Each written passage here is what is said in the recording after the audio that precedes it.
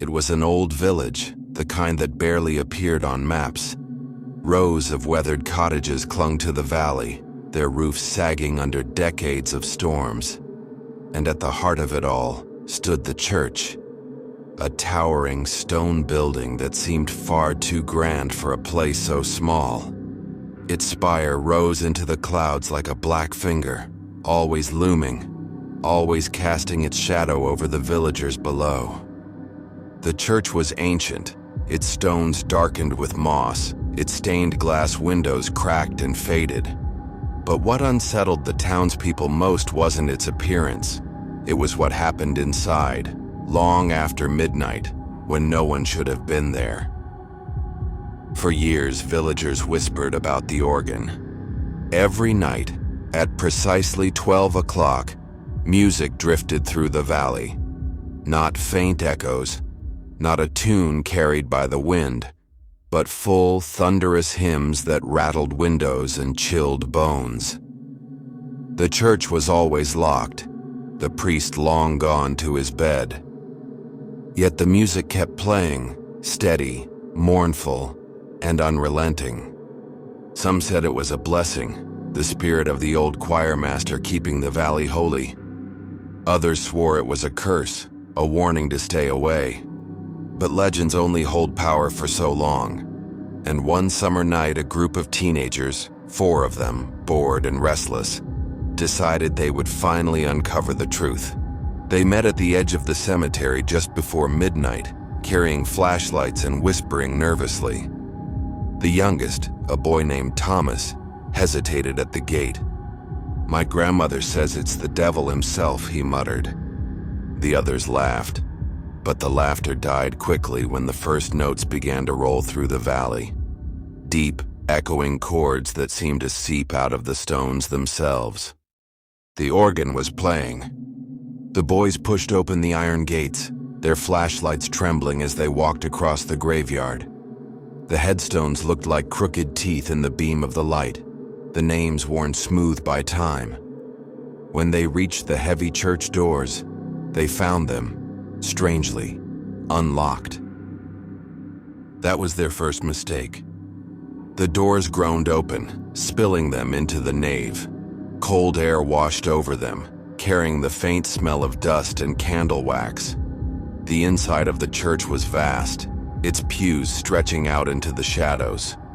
But all of their eyes were fixed on the choir loft above.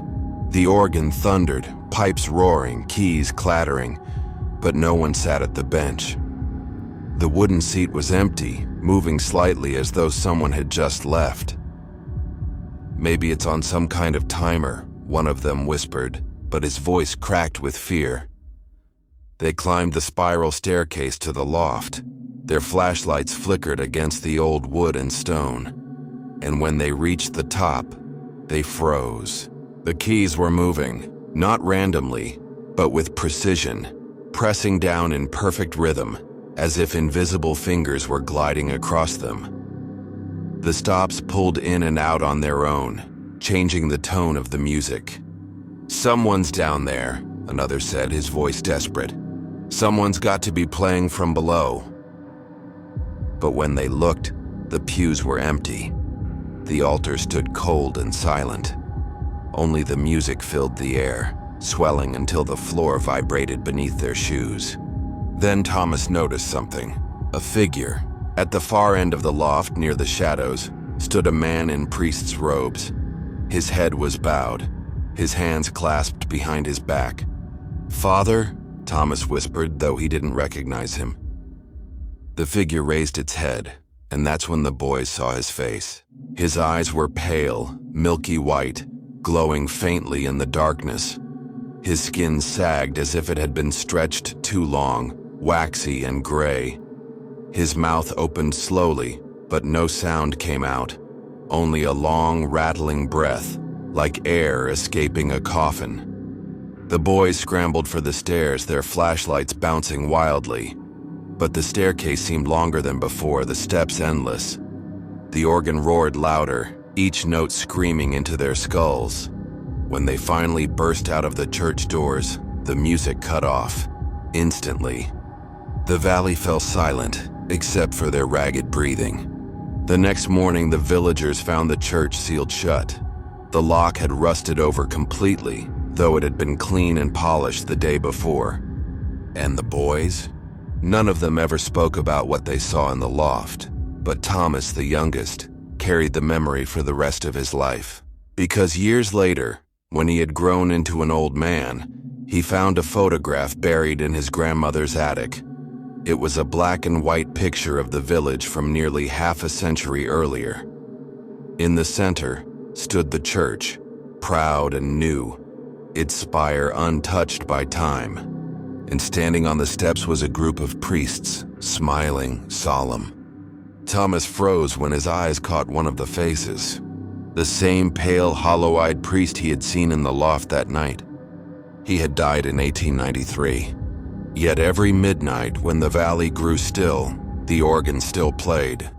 The town was small, almost forgotten, the kind of place where time seemed to move slower than the outside world.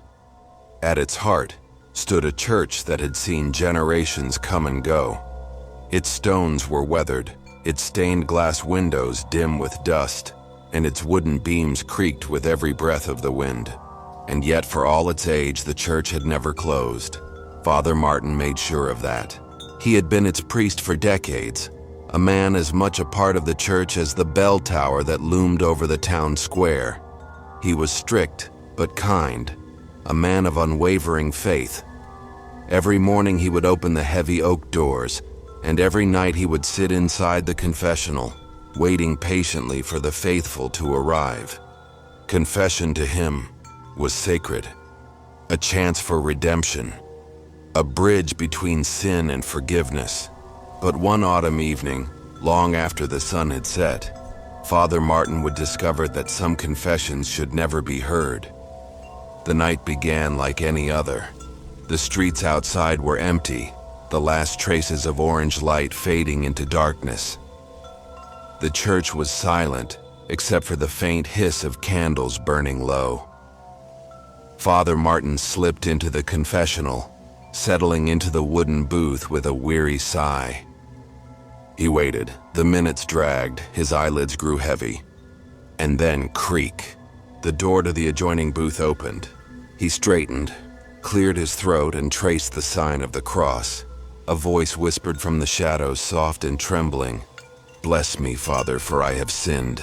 It was a woman's voice, young perhaps, desperate.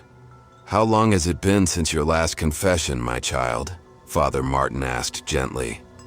There was silence, then almost reluctantly, I don't know." At first, her sins were ordinary, small lies, bursts of anger, feelings of jealousy. Father Martin listened with patience, murmuring words of comfort. But as the minutes stretched on, the sins became darker. She spoke of cruelty toward animals, of fires set to barns, of children frightened into silence. Her voice grew colder, steadier, as if she were enjoying the telling. Then came words that made Father Martin's stomach tighten. "I drowned him," she whispered. "Who?" he asked. "The baby. I drowned him in the river." Father Martin froze, his throat went dry. Surely she was lying, testing him. He tried to remain calm. "Child, you must not..." But she continued, her tone sharpening, twisting. "I burned the book, the old one with no name. And when I prayed, it wasn't to your God." The booth grew unbearably cold. Father Martin clutched the cross around his neck. "These are not sins of weakness," he said, his voice unsteady. "These are lies meant to..." The woman's voice changed.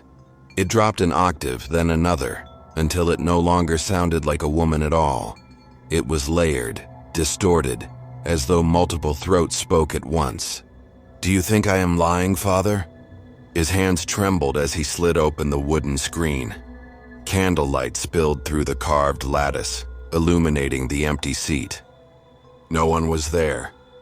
But the voice continued, whispering directly into his ear from the darkness. "Do you still forgive me, Father?" He stumbled out of the booth, clutching his chest, searching the church. It was empty, silent. The only sound was the faint creak of the confessional door, closing.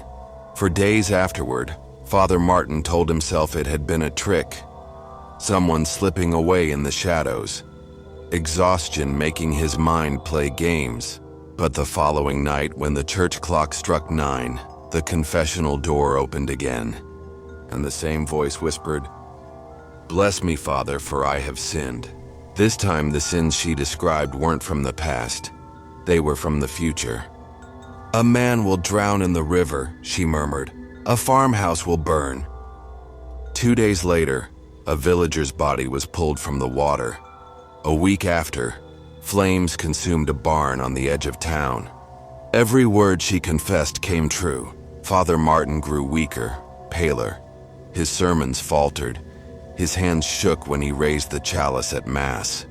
Still, he kept returning to the booth each night, unable to resist, unable to abandon his duty. He tried prayers, blessings, holy water. Each time the voice only laughed, low, rasping, mocking. Then, one night, she said something that broke him completely. "Father," she whispered, "you don't understand. You're not absolving me. You're feeding me. With every prayer you speak, I grow stronger." The booth shook violently. The candles across the church extinguished in an instant, plunging him into darkness. And then, right against his ear, the voice hissed, "You are the sinner here, not me." By morning, Father Martin was gone. His parishioners found the confessional doors splintered, the crucifix on the floor. On the altar, scrawled in ash, were the words. The church was locked and abandoned shortly after.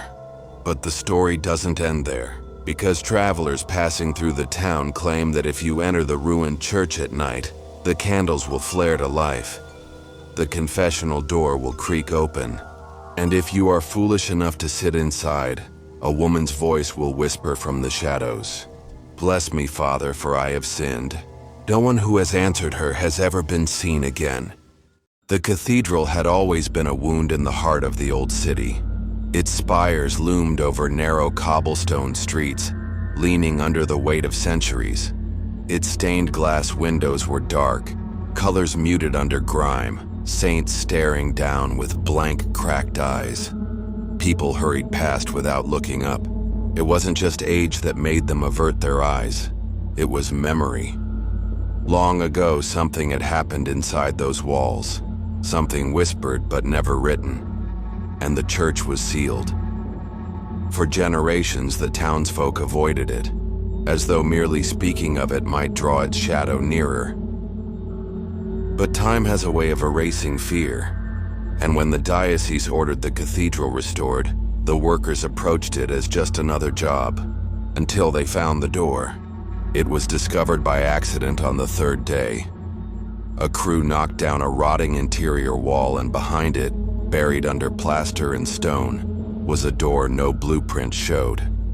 Heavy oak, bound in iron. The hinges groaned like something alive when they pried it open. The air that rushed out was ancient and foul, the kind of stale breath that escapes from crypts. They lit their lamps and pushed forward. The passage was narrow, leading into a chamber no larger than a cottage. Benches of stone lined the walls. At the far end stood a small altar, its carvings worn away, and upon it, a candle. Tall, thin, nearly consumed to the base and burning, the workers stared in silence. The candle flickered steady, though the air was cold and heavy with dust. "It's a trick," one muttered. "Then snuff it," another dared. A man leaned forward and blew hard. The flame bent, but straightened again, unharmed. He tried again, closer this time, until his cheeks ached. The flame danced stubbornly. Another worker pinched it between calloused fingers. His scream echoed through the chamber. His skin blistered instantly, as though he had grasped molten metal. And yet the flame burned on. That was when they heard it. The whispers, low and steady, as if dozens of voices prayed in unison. The sound came not from their lips, but from the walls themselves, vibrating in the stone. The words were harsh, rhythmic, in a language none of them knew. One man swore he saw shadows moving on the walls, figures kneeling, their heads bowed. But when he turned, the benches were empty. They left quickly, but the candle's glow followed them in their dreams. That night each man dreamt the same thing. They were back in the chapel, kneeling on the cold stone floor, their hands clasped, their lips moving in prayer.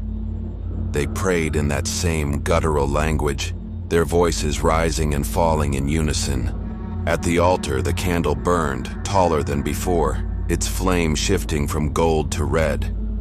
Shadows stretched across the walls, shadows that twisted, bent, and moved without matching their bodies. One worker woke screaming, convinced his shadow had smiled at him. Another awoke with raw knees as though he had truly been kneeling all night.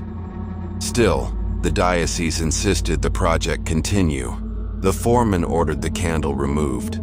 No relic, no superstition, just wax and fire. A younger man volunteered. He lifted it carefully, though its flame gave no heat. He carried it outside, placed it into a bucket of water. The water boiled, the candle hissed. When he pulled it out, the flame still burned. That night he was found dead in his bed. His mouth was blackened, his tongue charred. The doctor said it looked as though he had swallowed fire. The men refused to enter the chapel again. But the whispers grew louder. The town historian, curious about the unrest, searched the archives. Hidden in a chest of forgotten records, she found a single letter dated to the year 1632. It spoke of a sect of monks, excommunicated for heresy, who had taken refuge in the cathedral. They preached that prayer was not for salvation, but for containment. They believed something slept beneath the earth, and only endless worship kept it bound. Their solution was the eternal flame, a candle consecrated in blood lit by their own deaths. They sealed themselves inside the chapel, swearing the prayer must never stop. The last line of the letter chilled her. If the flame goes out, the prayer ends, and if the prayer ends, it wakes. The workers refused to return. The diocese sent priests instead. They prayed over the candle, sprinkled holy water, read aloud from scripture. The flame never flickered. But the whispers? They changed. The voices spoke louder, clearer, almost mocking. At times, they echoed the priest's own prayers back at them, twisted and distorted. One priest insisted the chapel be destroyed. Another argued it was divine. Their quarrel ended when one was found hanging from the rafters, a rosary clutched in his blistered hands. The restoration halted. The door was resealed. But it was too late. Years passed. The cathedral remained abandoned. Vines choked its walls. Roofs caved. The city grew around it, but no one touched it. Yet people still heard things. Passers-by swore they saw candlelight through boarded windows. Children dared each other to press their ears to the walls and returned pale, whispering words they didn't understand. A group of students once broke in on a dare. Only 2 returned. They claimed they had seen rows of shadows kneeling before the altar, whispering prayers in unison. They said the candle burned brighter than the sun, and in its flame they saw faces, screaming, writhing, begging to be freed. The cathedral is scheduled for demolition now. Modern developers see only the land beneath it, not the warnings carved into its history. But the demolition crew has already complained of strange accidents. Tools vanish, lights fail. One man claimed he heard chanting beneath the rubble. And the night before the first wall was to be torn down, the watchman fled his post. He swore he saw the candle burning in the broken nave, taller than a man, its flame casting hundreds of shadows kneeling on the floor. All of them praying, all of them waiting, because the prayer must never stop. And if the candle is ever snuffed out, something else will open its eyes. Elias had spent most of his life inside St. Bridget's. The church was older than memory, older than most of the houses in town, its bell tower leaning like a crooked finger pointing at the sky. For decades he had kept it alive, sweeping the stone floors, polishing the brass candle holders, winding the old clock. People said the church was cursed, that it breathed in ways a building should not. But to Elias, it was simply work. Dust, wood, stone. That night, he was alone, as always. The last of the candles guttered, their wax pooling into hardened rivers. The sound of his broom echoed across the nave, scratching against the flagstones. It was nearly midnight. He thought of home, of the kettle waiting on the stove. And then he heard it. A hum. Soft, distant, as though carried on the wind. He paused. It rose, slow and steady, until it became unmistakably voices. Not one, not two, dozens. Harmonizing, weaving together with aching precision. A choir. Elias frowned. He knew every key on the church's ancient organ groaned with disuse. He knew every hymn sung here. But this was no hymn he recognized. The voices layered into something beautiful, almost holy, but with an undertone that made his bones ache. He followed the sound up the narrow spiral staircase to the loft. His lantern swung in his hand, casting circles of light against the walls. The closer he came, the louder the song grew. His breath caught when he reached the balcony. There they stood, rows of robed figures shoulder to shoulder, their mouths wide, voices pouring forth in flawless harmony. Elias's hand trembled. Their robes were shredded, dirt clinging to the hems. Their faces, oh God, their faces. Gray, sunken, skin tight as parchment over bone. Some had no eyes, only hollow sockets. And yet, they sang. He staggered back, but the music pinned him where he stood. It filled the air, filled his body, sank into his chest. It wasn't just heard, it was felt. His heartbeat slowed, his knees buckled. He clutched at the rail as his lips began to move, forming the words though he didn't understand them. The voices rose higher, sharper, piercing like shards of glass. He pressed his hands to his ears, but it made no difference. The song was inside his skull. Then silence, all at once. Every head turned toward him, hollow eyes stared. He fled, stumbling down the steps, nearly tripping as the broom clattered behind him. He burst through the church doors, collapsing into the cold night air. When he looked back, the church was silent, still, as though nothing had happened. The next night, at the stroke of midnight, the voices returned.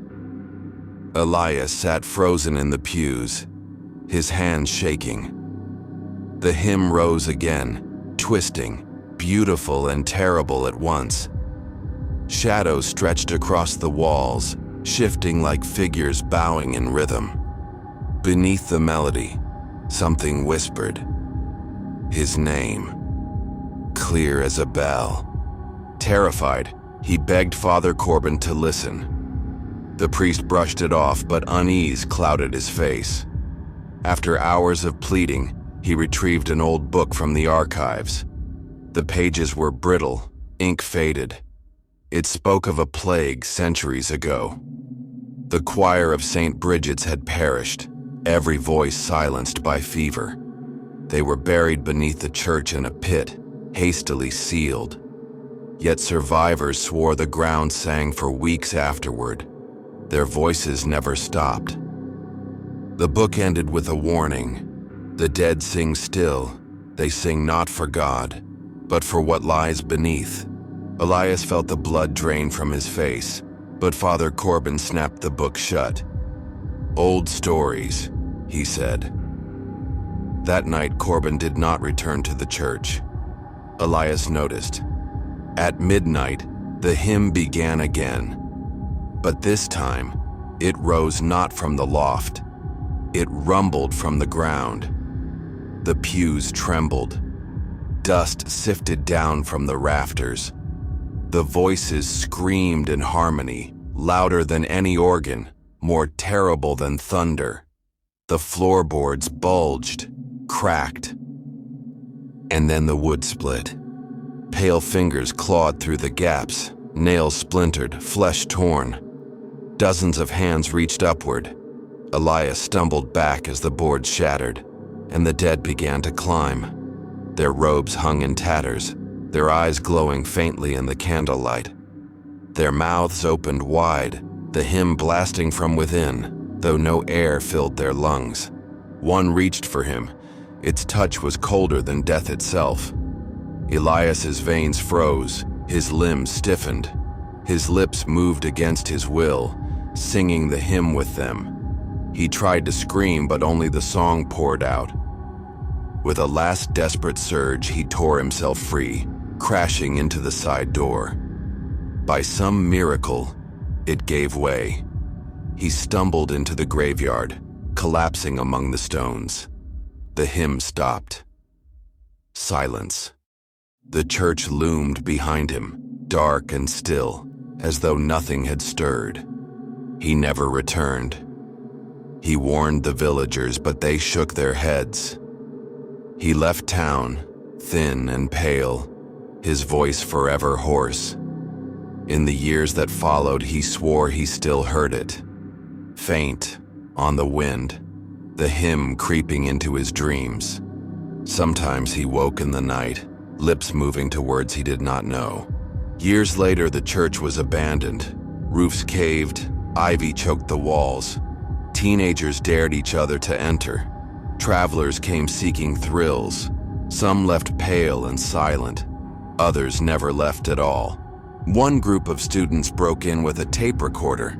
They laughed as they explored the nave, joked about the dust and the dark. But when the clock struck midnight, the laughter stopped.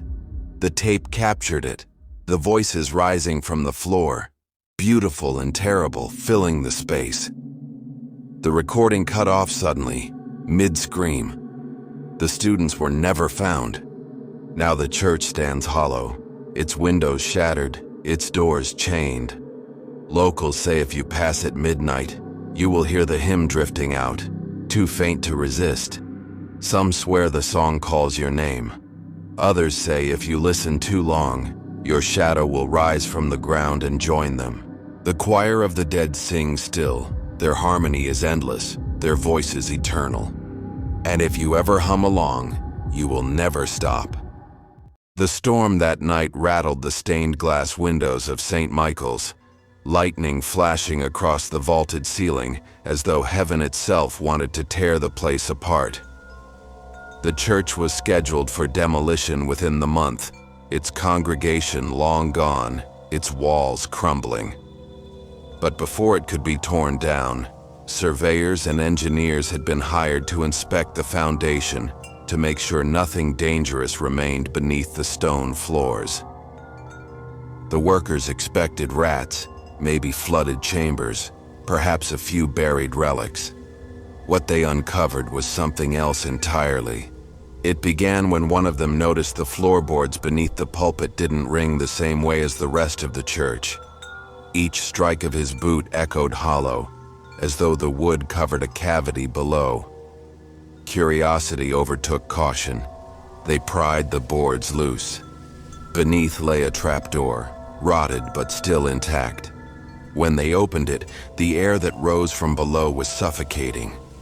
Heavy, stale, and filled with the unmistakable sweetness of decay. Flashlights cut into the darkness, revealing a small crypt dug directly into the earth. And at its center lay a skeleton, not in a coffin, not prepared for burial. The bones were sprawled against the dirt as though the body had been thrown there.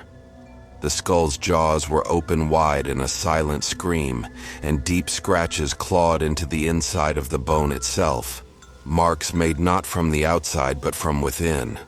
Whoever this was, they had been buried alive. The workers recoiled, but one man, young and brash, climbed down to inspect. "Probably some plague victim," he muttered, kneeling beside the remains. But when his light passed over the skull, something strange caught his eye. The scratches weren't random. They formed patterns, almost like symbols. The more he stared, the more the marks seemed deliberate. That night, each of the men dreamed of the pulpit. They stood in the church, unable to move, while the floorboards beneath them rattled. Something thumped from below, rhythmic, desperate. A scream echoed through the wood, and they awoke drenched in sweat. None of them spoke of it the next day, but the fear lingered in their eyes. Work continued.